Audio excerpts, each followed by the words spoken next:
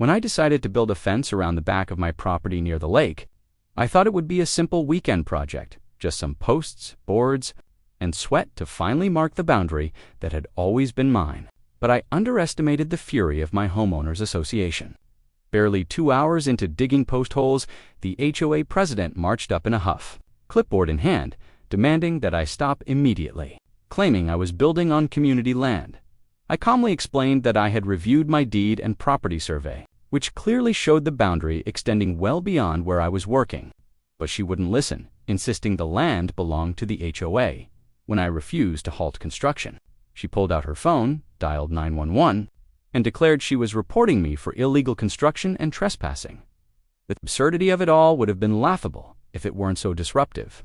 And soon enough, a sheriff's cruiser rolled up, lights flashing, neighbors peeking through curtains to watch the drama unfold. The president rushed to the deputy, pointing at me like I was some criminal, ranting about rules and bylaws.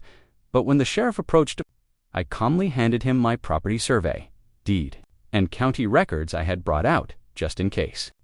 He looked over the papers carefully, then back at the stakes I had planted in the ground, and finally turned to the HOA president with a raised eyebrow. "Ma'am," he said, struggling to hold back a chuckle, "this man is building a fence on his own land. He has every right to do so." Her face turned red, but she sputtered about HOA authority, bylaws, and community standards. The sheriff, still smiling, replied, "An HOA can make rules about appearances, but it can't take away property rights, and it certainly can't arrest someone for building a fence on their own land." At that, a few neighbors even laughed aloud from their porches, the absurdity too much to contain. The HOA president stormed off in embarrassment, muttering under her breath while I went back to my work.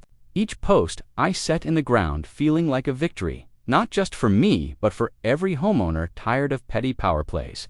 The sheriff gave me a friendly nod before leaving, and as the sun set that evening, the fence stood firm as a quiet reminder that sometimes the law is the best defense against neighborhood tyranny.